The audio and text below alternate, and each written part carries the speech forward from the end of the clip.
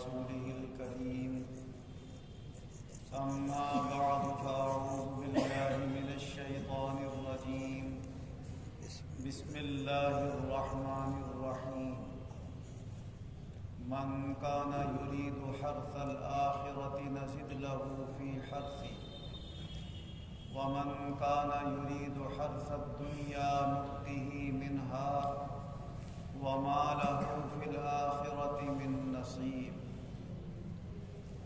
اللہ تبارک و تعالی اپنے کلام عظیم میں ارشاد فرما رہا ہے کہ جو لوگ آخرت کی کھیتی چاہتے ہیں اور آخرت کی کھیتی کا ارادہ رکھتے ہیں، اور اگر اس گول تا کو لمبی تا کر کے پڑھا جائے تو اس کا مطلب ہوگا جو آخرت کی ارادت رکھتے ہیں، اپنے آپ کو آخرت کا مرید بنا لیتے ہیں، تو اللہ فرماتا ہے ہم ان کی کھیتی کو اور زیادہ بڑھا دیتے ہیں۔ اور جو لوگ دنیا کی کھیتی کا ارادہ رکھتے ہیں،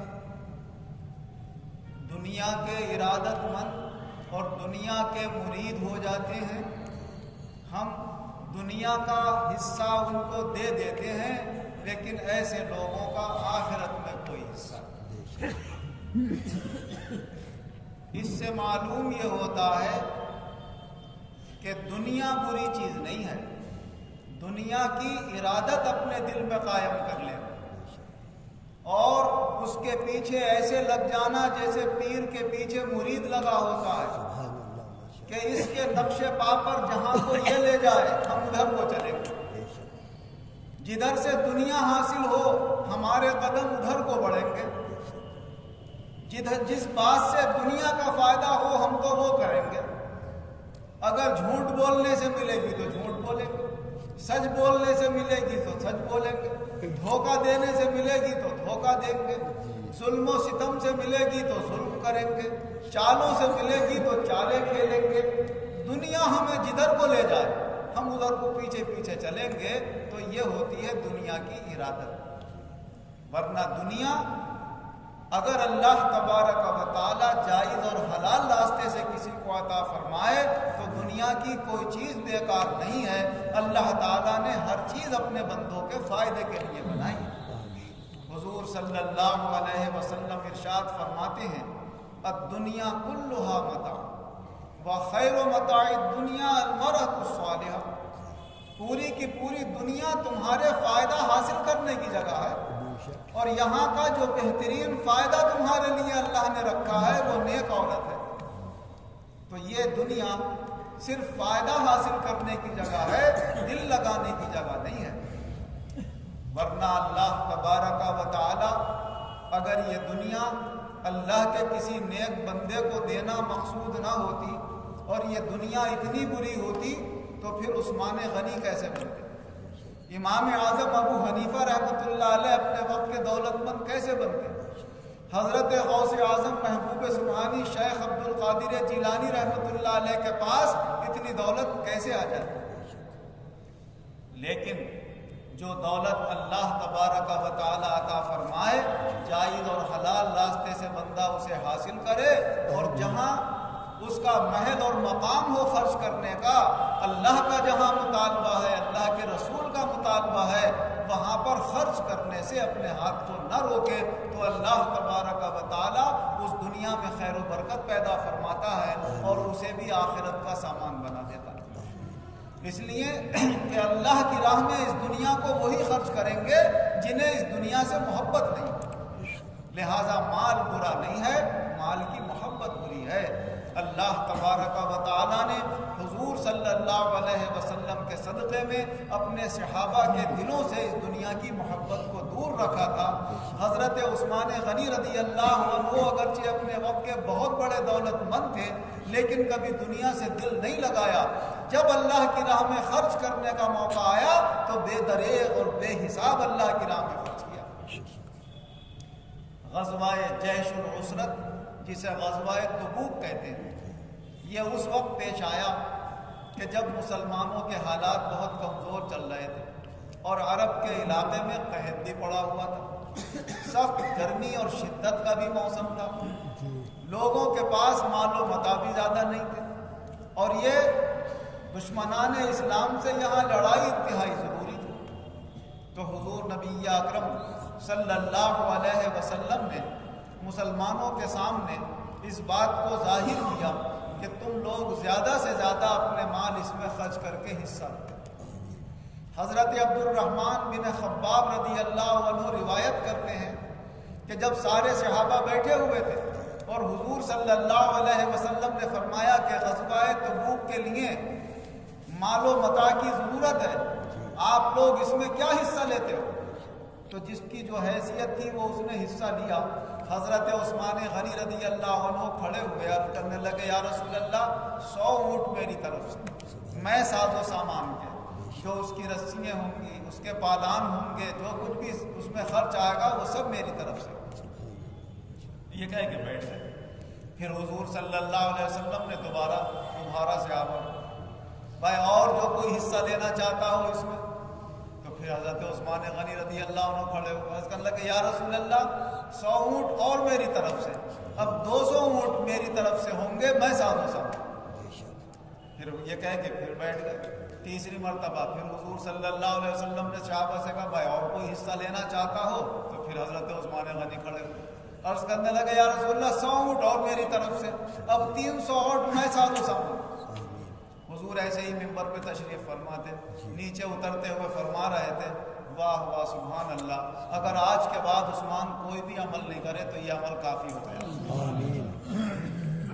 اور ایک روایت حضرت عبد الرحمن بن سمرہ رضی اللہ عنہ سے وہ ارشاد فرماتے ہیں کہ یہ 300 اونٹ تو الگ سے دیے تھے انہوں نے، پہلے تو وہ اپنے گھر سے اپنے جبے کی آستین میں بھر کے 1000 دینار لائے اور وہ لا کر حضور کے سامنے لڑ دیے اور عرض کیا، یا رسول اللہ یہ میری طرف سے قبول فرمائی۔ تو سونے کے 1000 دینار اس زمانے کے آج کروڑ روپے ہو گئے یا کتنے ہو گئے، بہت قیمت۔ حضور صلی اللہ علیہ وسلم ہاتھ میں لے کے پلٹتے تھے اور کہتے واہ واہ واہ واہ عثمان، آج کے بعد کوئی بھی عمل نہیں کرو تو کوئی عمل کی تمہارے ضرورت نہیں ہے، کوئی بھی عمل نہ کرو تو کوئی ضرورت نہیں۔ تو یہ تو حضور صلی اللہ علیہ وسلم کی عنایت تھی، مگر ان کے اعمال جیسے پابندی کے ساتھ ہوتے تھے وہ اپنی جگہ پابندی سے رہے۔ ان کا یہ اس طرح اللہ کی راہ میں خرچ کرنا 2 باتوں کو ظاہر کرتا ہے۔ ایک تو یہ کہ ان کے پاس اتنا مال تھا کہ وہ اللہ کی راہ میں دے رہے تھے۔ 300 اونٹ جب انہوں نے دیے ہیں تو خود کتنے مالک ہوں گے، 1000 دینار اللہ کی راہ میں دیے ہیں تو اللہ نے کتنی دولت عطا فرمائی ہوگی۔ تو دولت کمانا، اس کو حاصل کرنا کوئی غلط بات نہیں ہے، مگر ان کے دلوں میں محبت نہیں تھی، اس کی جب ضرورت پڑتی تھی اللہ کی راہ میں خرچ کرنے کی تو خرچ کیا کرتے۔ یہی سلسلہ بسلسلہ فیض حضور صلی اللہ علیہ وسلم کا حضرات صحابہ رضی اللہ عنہم اور تابعین کے سلسلے سے اولیاء کرام میں آیا۔ ہمارے سلسلے کے ایک بزرگ حضرت قبلہ خطیب اعظم مولانا شاہ وجیہ الدین احمد خان صاحب رحمۃ اللہ علیہ کے پیر و مرشد حضرت مولانا شاہ وزیر محمد خان صاحب رحمۃ اللہ علیہ جب اپنے والد محترم حضرت خان محمد خان صاحب رحمۃ اللہ علیہ سے یہ عرض کرنے لگے، حضرت مجھے سلسلے میں داخل کر لیجیے، اپنا مرید بنا لیجیے۔ تو خان محمد خان صاحب رحمۃ اللہ علیہ نے فرمایا، بھائی تم ہمارے بیٹے ہو، اور بیٹے کو تو باپ پہ ناز ہوتا ہے، وہ کہے گا بیٹے ایسے کرو، میں بھی تھکا ہوں، مجھ سے تو ابھی نہیں ہو رہا ہے۔ اور اس میدان میں ناز سے نہیں ملتا ہے، نیاز سے ملتا ہے۔ یہاں تو جو جھکے گا جتنا اتنا ہی پائے گا۔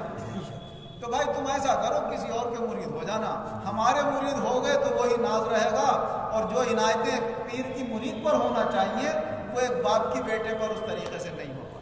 کبھی ہم غصہ کریں گے، کبھی کچھ کریں گے تو بجائے ملنے کے اور نقصان دہ دیں۔ تو انہوں نے فرمایا کہ آج کے بعد میں یہ سمجھوں گا ہی نہیں کہ میں آپ کا بیٹا ہوں، جب ہاتھوں میں ہاتھ دے دوں گا تو بس اس دن سے جیسے مرید اپنے پیر سے پیش آتا ہے میں ویسے ہی پیش آیا۔ تو انہوں نے کہا ٹھیک ہے، وہ جانتے تھے زبان کا پکا ہے، جو کہہ دے گا وہ کرے گا۔ تو ہاتھوں میں ہاتھ لے لیا، مرید کر لیا۔ بس ایسا ادب و احترام کہ کیا کوئی مرید اپنے پیر کا کرے گا۔ رامپور وہ مدرسہ عالیہ میں پڑھایا کرتے، والد محترم جے پور میں رہا کرتے تھے، کبھی کبھی ملنے اپنے والد سے پیر و مرشد سے جایا کرتے تھے. پھر والد کا تو نام ہی نہیں آتا. اب سلسلے میں بھی ایسا ذکر آتا لوگوں کو پتہ بھی نہیں ہے کہ یہ والد ہیں یا صرف پیر و مرشد ہی ہے. تو اللہ نے ایک سلسلہ اب پیر اور مرید کا ہی بنا دیا. تو ایک مرتبہ جے پور تشریف لے گئے والد محترم پیر و مرشد سے ملاقات کے لیے. رات کا وقت تھا. کہا بیٹے کھانا کھاؤ گے؟ کہا ہاں کھاؤں گے، بھوک لگ رہی. کہا وہ بیگن رکھے ہیں اس پہ چھینکے پہ وہ اتار لو، یہ روٹی ہے کھا لو. انہوں نے بیگن اتارے تو سڑ چکے تھے، وہ اسی سے روٹی کھا لی. یہ نے کہا کہ اتنی دور سے آیا ہوں سڑے ہوئے بیگن کھاؤں گا، بیٹا ہوگا تو کھا لیتا. نہ جانے کتنی باتیں بناتا وہاں پر، مگر کیا ہے ادب و احترام. پیر نے کہا کھا لو، مرید نے کھا لیا. سڑا ہوا ہے یا کیسا تو یہ جانے کیا کھلا رہے ہیں ہمیں، اللہ اسی میں برکت پیدا کر رہا ہے. جب حضرت شاہ خان محمد خان صاحب رحمۃ اللہ علیہ کا وصال ہو گیا اور ان کی جو جائیداد تھی وہ تقسیم ہونے لگی تو یہ دو بھائی تھے. تو والدہ محترمہ سے انہوں نے فرمایا کہ بھائی جتنی جائیداد ہے سب ہمارے بھائی کو دے. کہا کیوں؟ کہا ہم نے اپنے باپ سے عہد کر لیا تھا کہ آج سے ہم تم کو والد مانیں گے، ہم آپ کے مرید ہیں، بیٹے نہیں ہیں، اور وراثت بیٹے کو ملتی ہے، مرید کو نہیں ملتی ہے. فرمایا ہم تو مرید ہو گئے تھے ان کے، اب ہم بیٹا مانتے ہی نہیں ہیں اپنے. جو زبان سے کہہ دیا ایک بار ہمیشہ اس کے اوپر قائم رہے، اور دنیا کا کوئی لالچ، دنیا کی محبت نہیں. آج تو اگر بھائی بھائی ہوتے ہیں تو اگر 1 گز 2 گز بڑھتی دے دی باپ نے ایک بیٹے کو تو دوسرا والا لڑنے مرنے کو تیار. اگر اس کو کوئی چیز نہیں دی دوسرے کو دے دی تو وہ لڑنے مرنے کو تیار ہے. بھائی بھائی سے ذرا سی دنیا کی خاطر رشتے چھوڑنے کو تیار ہے، مگر وہ مال چھوڑ رہے ہیں لیکن آخرت کو برباد نہیں کر رہے ہیں. جو عہد کر لیا ہے دنیا سے لگاؤ ہی نہیں ہے، محبت ہی نہیں ہے. ان کی طلب ہی آخرت تھی کہ دنیا تو جیسے تیسے گزری رہی ہے وہ گزری جائے گی، مگر یہ مرشد کامل اگر آخرت میں ہمیں اپنے دامن سے لگائے رکھیں گے تو یہ سب سے بڑی کامیابی ہوگی. یہی اللہ تبارک و تعالیٰ اس مبارک آیت میں ہمیں تعلیم دے رہا ہے کہ دنیا کماؤ، کھاؤ، ضرورتیں پوری کرو. کلوا واشربوا ولا تسرفوا ان اللہ لا يحب المسرفین. کھاؤ پیو لیکن فضول خرچیاں مت کرو. اللہ فضول خرچی کرنے والوں سے کو پسند نہیں فرماتا ہے. لیکن آج مسلمان کتنی فضول خرچیاں کر رہا ہے. اگر پوچھو گے حالات میں صاحب کاروبار نہیں، بڑی پریشانی چل رہی ہے. اچھا صاحب گھر میں شادی آ گئی تو اب کیا ہے صاحب، ایک مہندی کا کھانا ہوگا، ایک مائیوں کا کھانا ہوگا، ایک بارات کا کھانا ہوگا، تو ایک ولیمے کا کھانا ہوگا، تو ایک چوتھی کا کھانا ہوگا. اور یہ اس کے یہاں جو عام ایک نظام بن گیا لوگوں کا. اور بعض لوگوں کا پوچھا گیا صاحب کیا بولے 15 دن سے پروگرام چل رہے ہیں صاحب. تو یہ حالت ہے. یہ کیا کہلاتے ہیں؟ فضول خرچیاں کہلاتی ہیں.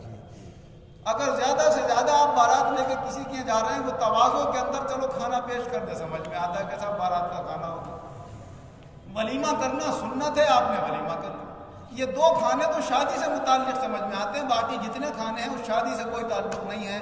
وہ زیادتی ہیں اور اپنی طرف سے بربادیاں اور دوسروں کے لیے غلط نمونے پیش کر کے جن کے حالات نہیں ہیں ان کو پریشانی میں اور تنگی میں ڈالنا مقصود ہے. یہ چیزیں ہماری آخرت کو نقصان دینے والی ہیں.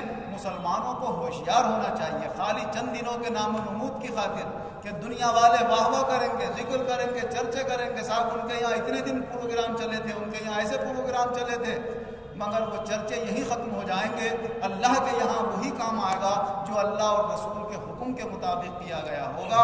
اللہ تعالیٰ ہمیں آخرت کی پسند عطا فرمائے، دنیا کے لگاؤ اور دنیا کی محبت سے اللہ ہماری حفاظت فرمائے اور دونوں جہان میں شاندار کامیابی ایمان و عزت کے ساتھ عطا فرمائے. آمین. وآخر دعوانا الحمد للہ رب العالمین والعاقبۃ للمتقین والصلاة والسلام علی خیر خلقہ محمد وآلہ وصحبہ اجمعین. اے اللہ ہمارے گناہوں کو معاف فرما، آئندہ گناہوں سے بچنے کی توفیق عطا فرما. جو ہم نے شریعت سے دور ہو کر اپنے لیے پریشانیاں پیدا کر لی ہیں انہیں سمجھنے کی توفیق عطا فرما، اور ان پریشانیوں کو دور کر کے اسلام کے سیدھے سچے راستے پر، آسان راستے پر چلنے کی توفیق عطا فرما. سب بیماروں کو شفا عطا فرما، قرضداروں کو قرضوں سے نجات عطا فرما، بے روزگاروں کو اچھے روزگار عطا فرما، جو برسر روزگار ہیں ان کے روزگاروں میں خیر و برکت اور ترقیاں عطا فرما. دنیا اور آخرت دونوں جہان میں ہم سب مسلمانوں کو اچھی کامیابی عطا فرما. اپنی سب مخلوق پر